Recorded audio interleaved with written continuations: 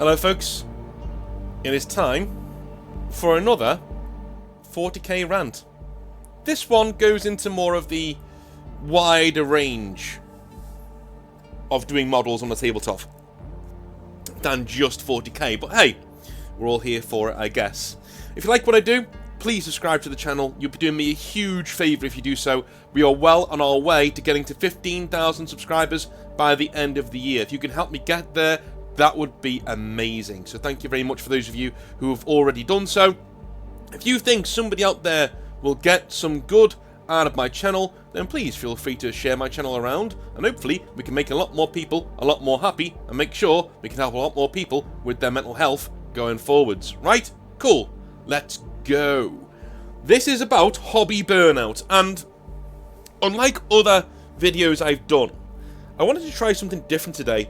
Normally I write a pretty comprehensive script and I sit down and I think through everything, and on the stream yesterday, because we're doing Halloween streams at the moment of an evening, somebody brought up the old form of content when I would just sit here and wax lyrical about something that was pretty important to me and how they liked that style of content. So I thought, for one video, why don't I go back to that?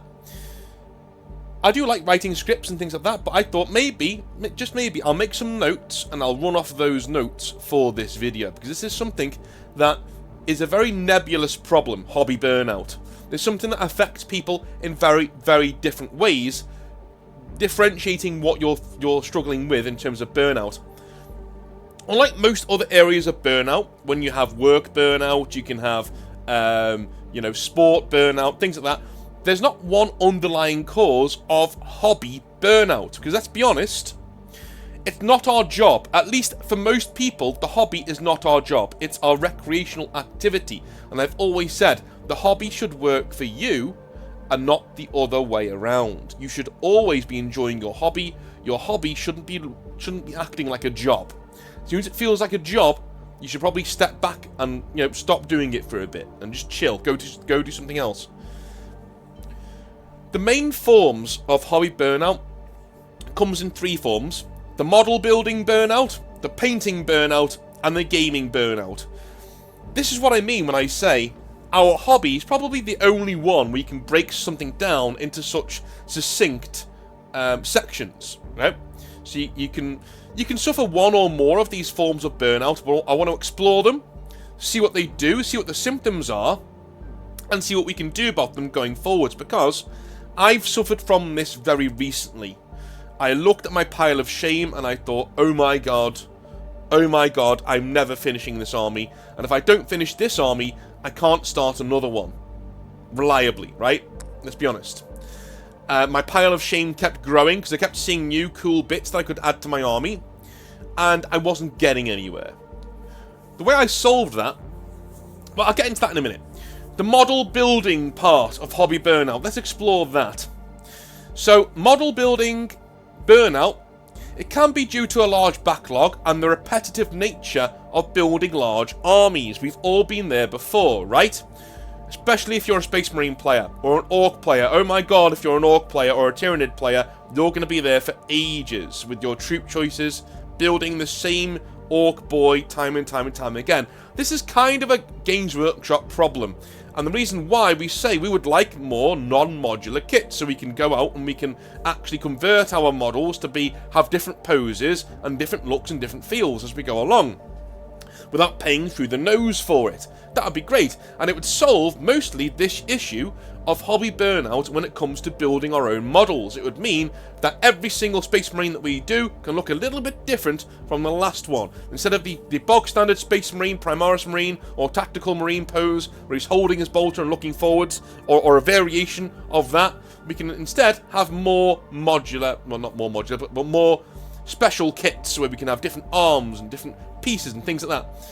In the new Primaris kit, there is one thing that does do that, and it is a Marine with his bolt rifle slung across his back, and he's looking at his scanner on his wrist. That's pretty cool, and there's one or two there that are pointing their guns forwards instead of holding them to their sides. That's also pretty cool, but it's not enough.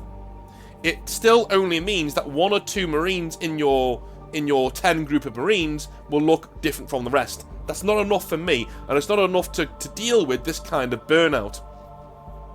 The way I got around this kind of burnout very recently is that I looked at my big pile of shame of things to build, and I compartmentalized my problem. I said, okay, right, what do I need to do to get the army that I have up to snuff? I need to repaint certain bits, like the pauldrons, the helmets, the base, things like that, to get everything up to snuff and where I want it to go, right? That's cool. So I don't need to be building anything right now. So instead of having my pile of shame here looking at me all the time, I took it and I put it in my girlfriend's house. So I went to her house and I said, look, you like the hobby, you have a lot of free space, do you mind if I put this somewhere so when I'm at your house I can build stuff if I'm staying there for a few days? She said, yeah, that's cool, no problem, that sounds really cool. I said, okay, cool.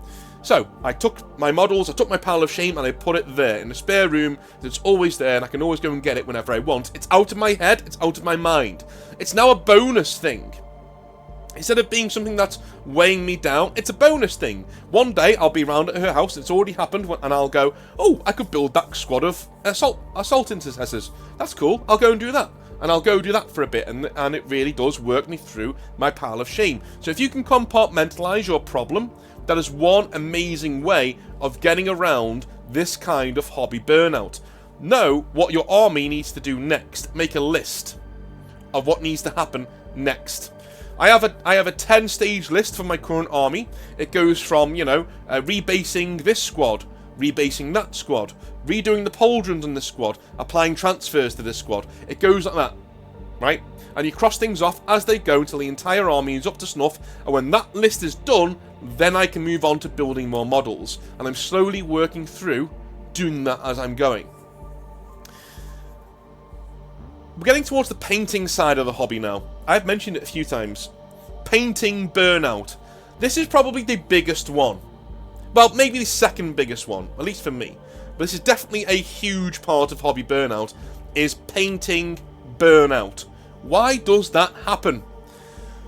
Well, painting burnout can come from its intimidating nature as a thing. The notion of getting things wrong or second-guessing yourself and your skills. All of you, your toes probably curled up as I said that, because we've all got this problem. Or at least most of us mere mortals have this problem when it comes to Warhammer. We don't think our skills as painters are good enough. We don't think we should be where we are, and we kind of think, hey, you know what? Maybe I just shouldn't be doing this. Maybe I should just take a break from this, and then you never come back to it. It's a very natural way of thinking, and it's a very natural way of feeling, unfortunately. Painting, by its very nature, is intimidating, but it doesn't have to be. Even if you've already painted 1 or 2 units, don't worry if this advice, if you're like, oh my god, it's too late. It's never too late, right? You can always strip the paint and start again. And if you've only done one coat of paint, like really thin coat, you can spray it over and start again. Man, if it's a Space Marine, if it's a tactical squad, no one's going to give a shit, right? No one's going to really see it. Just do it that way, right? If you are struggling with your painting, the number one thing that I told people at Games Workshop and my own hobby store and other places is make a very simple, good-looking colour scheme. Do not go for pastel colours straight away. Do not go for yellows, blues, reds, or whites.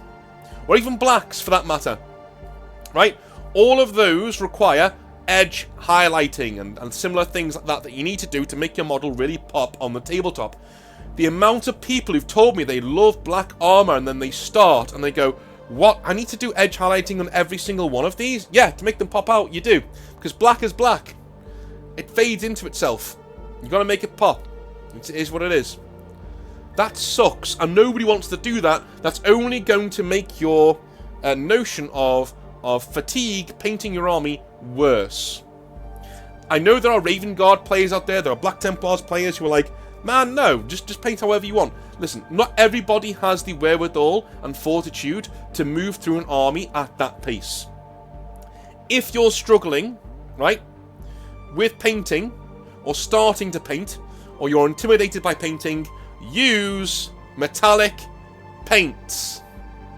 use metallic paints. They're really, really easy. One coat of spray and a thin coat of one coat of steel or retributor armor spray, one of the two, right? Silver or gold, or bronze even, right? And then another coat of the metal colour that you actually want, very thinly, over the top of that. And then another coat over that. Black ink mixed with a bit of Agrax Earthshade and water over that, and over that again to build it down so it's really dark and dull. A light dry brush of Necron compound, and one more very thin coat of ink, and you've got a wonderful steel base to go off of. A really wonderful steel base to go off of to start your army. And it's a really simple colour scheme that really pops on the tabletop, and it looks great. It looks like it was professionally done. If you're using golds, it's Retributor armor first, then the gold that you want over that in 2 thin coats of your base coat, base paint over that. Then Seraphim Sepia with a little bit of Agrax Earthshade over the top of that, right? And we do exactly the same thing. We dull it down, dull it down, dull it down. Then we get Golden Griffin, which is a dry brush paint. We lightly go over that, and then we do one more thin coat of darkened Seraphim Sepia over that, and you've got a wonderful bronzed golden colour on your models. It's that simple. Look online, look at what you can do online. YouTube's great for things like this, and for God's sake, do not watch any of... As soon as you see an airbrush, don't watch the video. I'm telling you now, if you're a beginner or you're suffering from hobby burnout, and the person on the video is telling you to just go and buy an airbrush to solve all of your problems, click off the video. No, thank you. I want to actually paint my models, not use it like a fucking Jackson Pollock painting, right? I want to paint my models. Thank you. Jefferson, isn't it? Yeah, never mind. You know what I'm saying. So those are really 2 simple colour schemes that can get you started on creating a wonderful looking army straight from heavy metal, right? It looks like it's straight from a professional painting studio if you do it nice and simple and keep it nice and simple. And onto that you add colour things onto that. So I've added purple and gold onto my silver miniatures, onto the shoulder pads to make them pop, make them stand out, make them look cool, right? From there on in, you get to do exactly what you want to your model, but you've got a really amazing base colour from which to grow your army, with which to build upon. If you're struggling to get started with painting, that's the best way to do it in my experience, right? Stay away from colours that are going to take you forever to get right. Get a colour scheme that is quick, and is quick to look good. That's the main thing. Quick doesn't mean looking good. You want a colour scheme that you can do quickly, and you can make it look good quickly. And those are 2 colour schemes that I've mentioned here, gold and silver, that anyone can do. Anyone can do those and make your models look spectacular. A friend of mine took that advice from me, and instead of applying it to his entire model, he applied it to the right arm of all of his models. Now his models are red, which is cool, but he has this really cool golden right arm, and I thought that's amazing. It looks amazing on the tabletop too. What an amazing looking chapter. So you can just take a little bit of this and move it on to something else that you're doing in your hobby if you want to. But painting can be intimidating by its very nature, and just starting sometimes can be super intimidating. So hopefully you can take that bit of advice and start painting your models. But the notion of getting things wrong or second guessing yourself and your skills is huge when it comes to painting. How many times have you done this? Listen to what I'm about to say as well. How many times have you been halfway through painting a squad, or even an entire army, and you watch a YouTube channel about painting, and there's a really good idea for another colour scheme on there, and you go, shit, I really want to do that now. And you second guess yourself, and you start working bits of that model into the models you're already painting. Okay, here's the thing. Use smaller games to do exactly that. What do I mean? Don't second guess the models you're already doing. You love the colour you're doing because you're already painting it, so carry on. Don't second guess yourself. If you really want to make use of an idea, either work it very small, in a very small detail, into your current model, as in the golden arm that I've talked about before, or start a small kill team with that colour scheme that you liked, that you saw. But do not overpaint the models you're already doing. Those are yours, and you settled on that colour scheme. You'd be tainting your models by letting somebody else essentially paint your colour scheme. Don't do that. Think of a colour scheme yourself, even if it's black or all red like Blood Angels, doesn't matter. Think of it yourself and why you think it's cool, and then paint that. Don't let other people's models, right, completely supplant your own ideas, because then it's not really your army.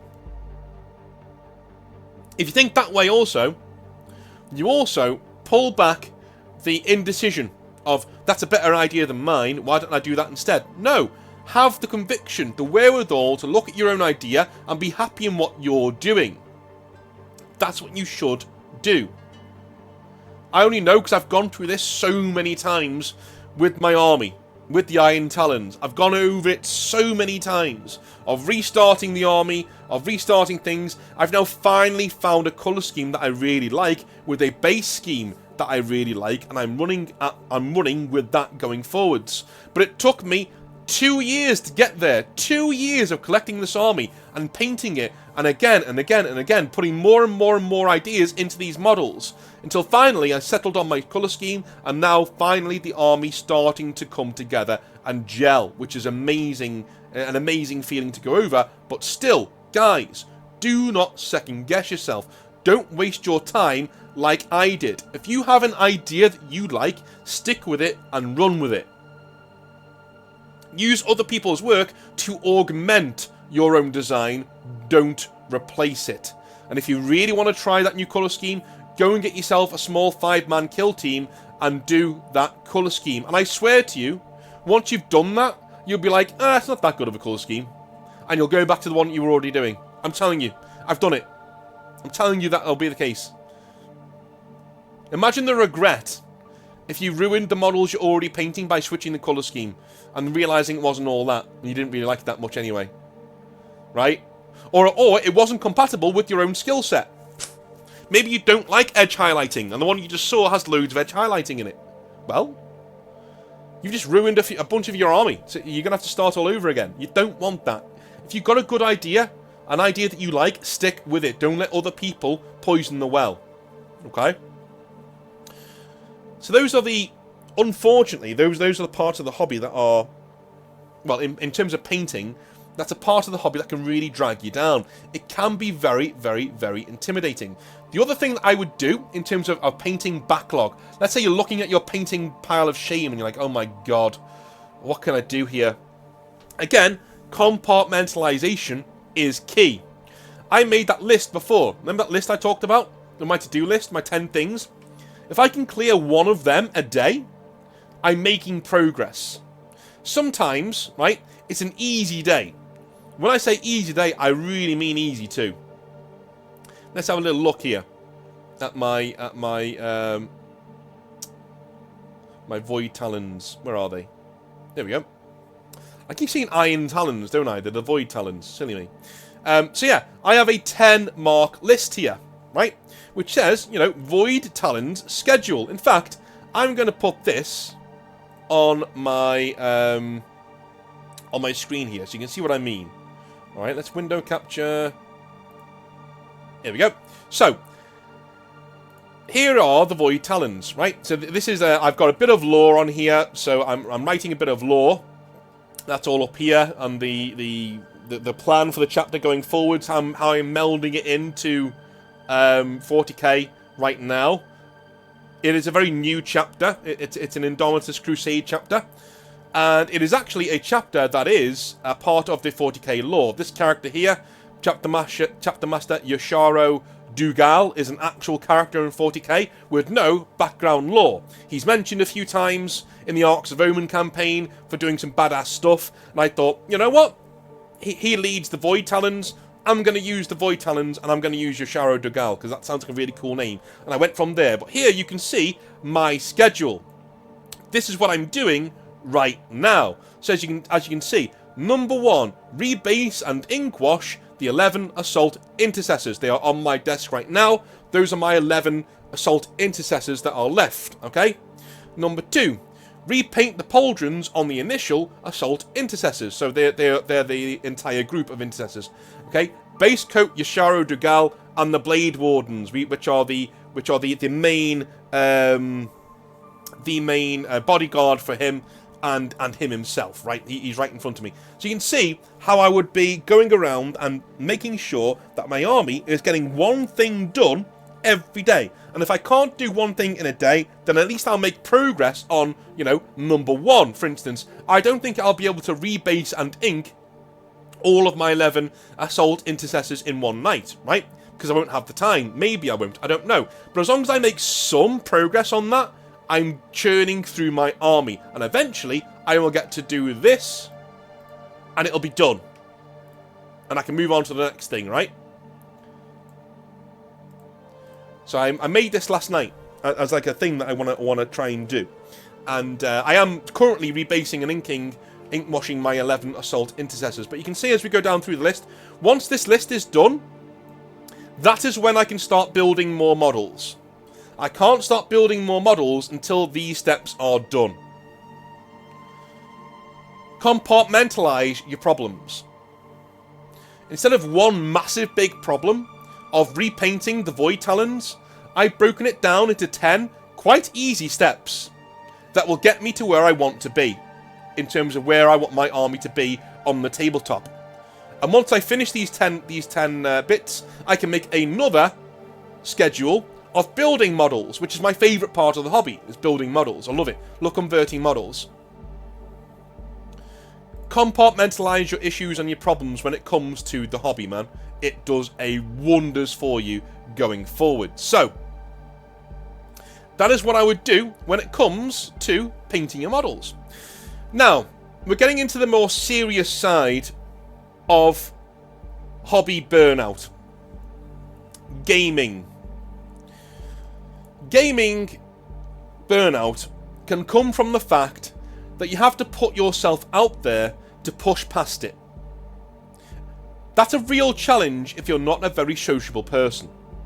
Also, the very nature of our hobby can be tiring and, at times, extremely draining, especially if you're playing against someone who's not really playing ball. This is one where you need to make the hobby work for you and not the other way around. It's very, very, very important. Make the hobby work for you and not the other way around. What do I mean by that? You need to curate, and I say it all the time, you need to curate your hobby experience.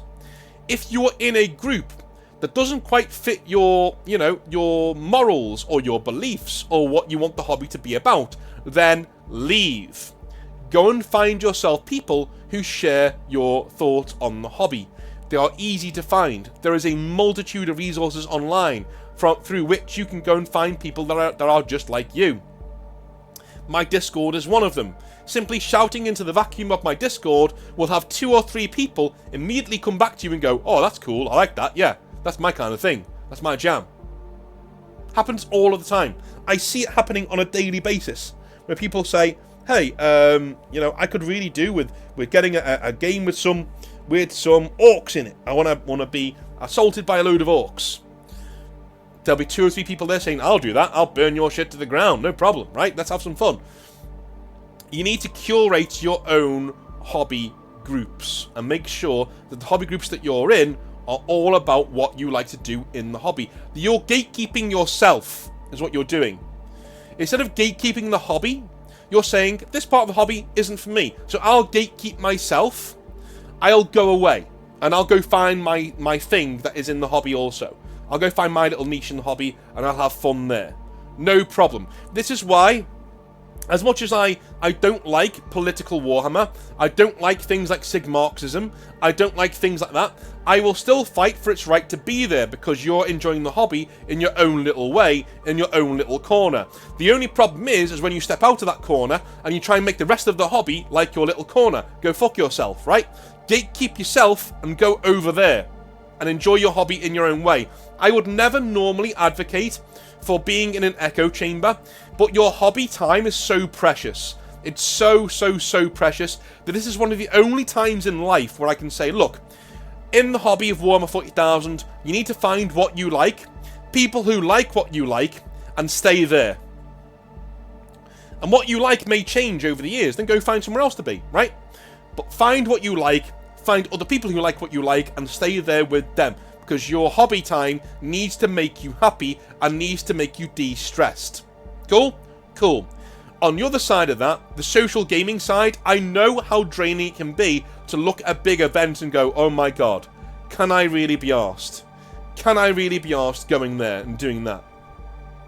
If you're lucky enough to have hobby friends, reach out to them if you're in a bit of a rut when it comes to playing games of Warhammer 40,000, and be honest. Say, listen man, I'm in a rut when it comes to playing Warhammer 40,000.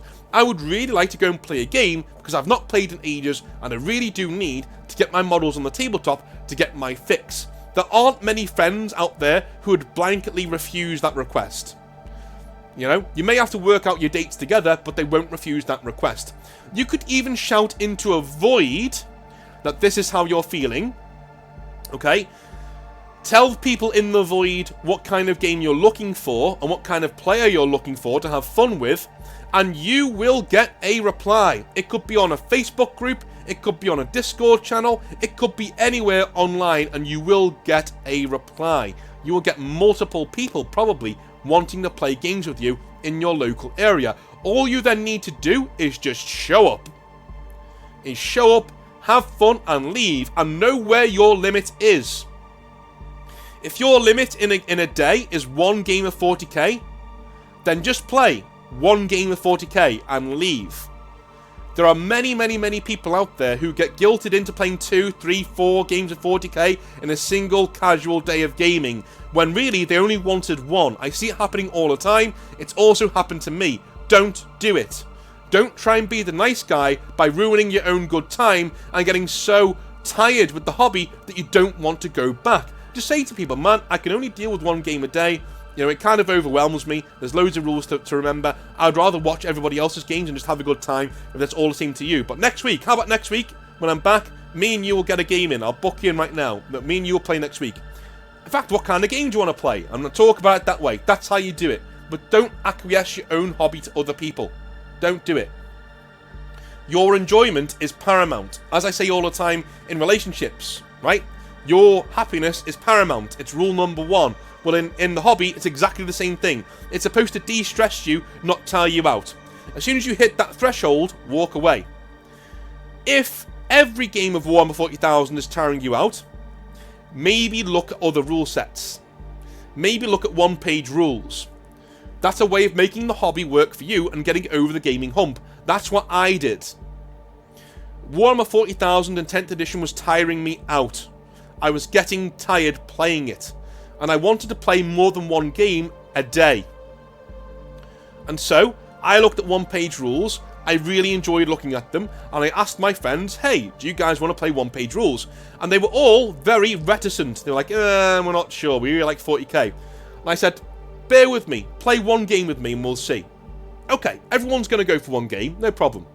They all enjoyed it, and whilst they still play 40k, they're completely fine playing me at one-page rules, and I have a really good time. And instead of playing one game a day now where I'm exhausted, I play 3 or 4 games every single time I go out, and I always have a good time, and I can always go for a pint afterwards, because I've still got my energy about me. Make the hobby work for you when it comes to gaming, and not the other way around. Alright? Those steps will get you playing more games, and will get you avoiding hobby burnout when it comes to rolling dice on the tabletop.